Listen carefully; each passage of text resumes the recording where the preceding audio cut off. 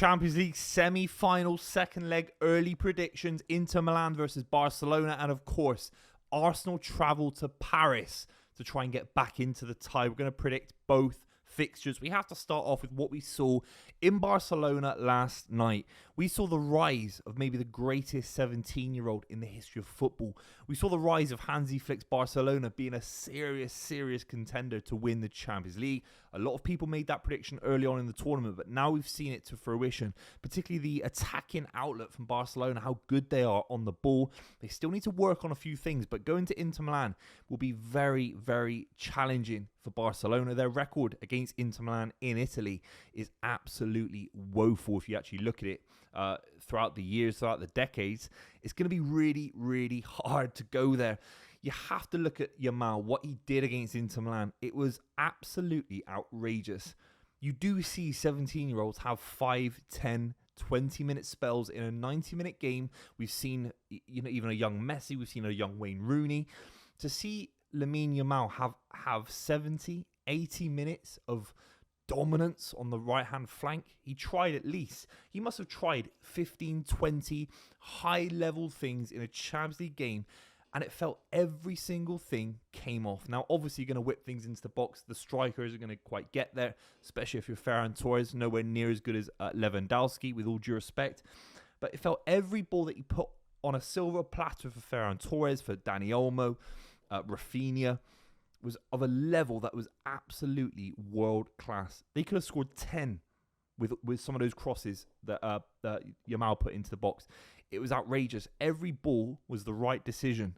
A couple here or there that were a little bit wayward, but he was trying everything and then executing it at the highest level. I think he's the best 17-year-old in the history of football. I know Pele was winning a World Cup. I think the standard of football, with all due respect to Pele, was different back then, particularly when he was young as well. It would have been even worse than when, by the time he retired. We're talking, the late 50s, 60s. Football was nowhere near the standard that Yamal's playing against Inter Milan, a physical side. The average height of that side must have been about 6'4", and he's doing it at 17 years old in 2025 in the professionalization of modern football, where every single player is having the right diet. Every single player is the utmost professional. I just don't think there's anyone in the history of world football that's ever done what Yamal has done against Inter Milan. Maybe Messi, but I felt that Messi was actually, he peaked. We started peaking a little bit later at 18, 19 from what I remember. And I think it's better than Wayne Rooney because it's a Champions League game. It's against Inter Milan, who have won the Champions League twice. And Yamal was just absolutely outrageous. The issue for Barcelona would be that they haven't gone to Italy now next week with any kind of lead. Very frustrating. Actually, very frustrating about how they conceded goals. A lot of Route 1 football, corners and crosses into the box. It felt that any time Inter Milan could get up the pitch, they would score. Thuram was fantastic. You look at Dumfries, was absolutely electric as well. The issue was they only had 15, 20 minutes in the 90, really, where they had those moments. Not nearly enough to kind of get a 4-3 win or a 5-3 win, because Barcelona controlled the game and they scored some outrageous goals. Obviously, Rafinha a little bit lucky as well. You think about the Inter Milan fixture at the San Siro. If Inter score first, Barca are in a world of pain. I remember the Dortmund-Barca game a couple of weeks ago. They look very vulnerable at the back. Kubasi's been absolutely fantastic. So's Jules Koundé, highly rated. I've always rated him, nearly linked to Man City a few years ago before Ruben Diaz came in.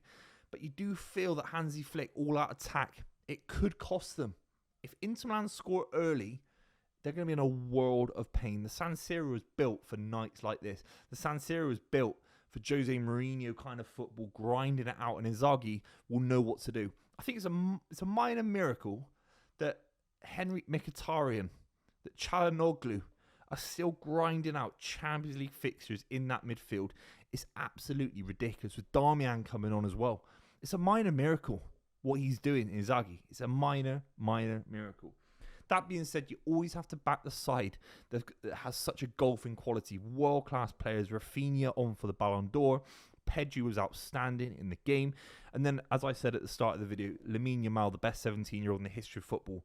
You have to go with the easy money sometimes. I think Barcelona will beat Inter Milan, but I think it's a lot harder because they're not taking any kind of advantage to the San Siro, which is crazy. Considering how good they were, people get giving Yamal a lot of credit. and he deserves it. But the rest of the side let him down a little bit, particularly if this Barcelona side don't get to the final.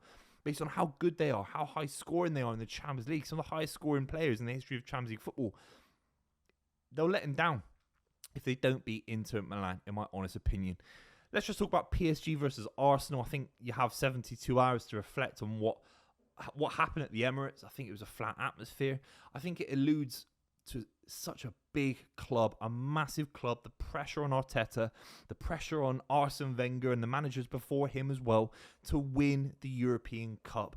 There'll be no pressure on Liverpool in the next 100 years. They've won 6. They're the representation from England in terms of doing well in the Champions League. On some level, Man City have got no pressure anymore, really. Obviously, the ownership would like 2, 3, 4 Champions Leagues, of course, and so would the fans. But that's over now. One is an amazing feat for where Man City were. Same with Man United, Chelsea, etc. But the pressure for Arsenal, I felt that the Arsenal fans in the stadium were reacting to the pressure of needing to win the Champions League, particularly with such an open tournament, particularly with no real side that can dominate it. Inter Milan, Barcelona, 3-3. They look very level, and only 1 goal in it between Arsenal and PSG. I think they have a great chance, Arsenal, still. If they can play to their level, it's not like we're asking Odegaard to do anything that isn't in his capabilities, because it is. On his day, he's a world-class playmaker that can find a pass and link up play to the highest level in European football. He's been great all the way through the Champions League kind of league phase. Saka as well. Saliba, you're asking these guys, the spine of the side, just to step up a little more and do a little bit more. I don't blame Saka. I think he was, he's playing against the best left-back in the world in Mendes, who locked up Salah a couple of rounds ago. I do blame Martin Odegaard. You need powerful midfielders. You need Roy Keane in Turin, 99. You need powerful players. You need Rodri. You need De Bruyne. And Odegaard's nowhere near those players that I said. But for Arsenal, he's trying to be. For Arsenal, he's trying to be a Dennis Bergkamp figure. He's trying to be a Thierry Henry of his era, if that makes sense for Arsenal. And he was nowhere near that at the Emirates.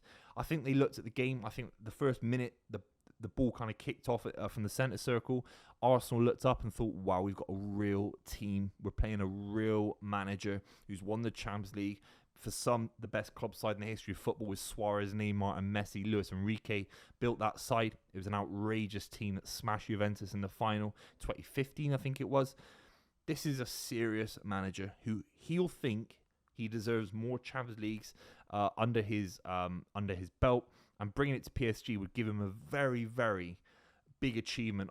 To put that on his kind of shelving, having a Champions League, but with PSG colours around it, would make him one of the most unique managers in the history of football. To get Paris to win their first European Cup, the first French side to win a European Cup since Marseille 40 years ago, he'll be looking at that kind of prestige, in my opinion. It's going to be very, very difficult. If PSG score first, they're out Arsenal.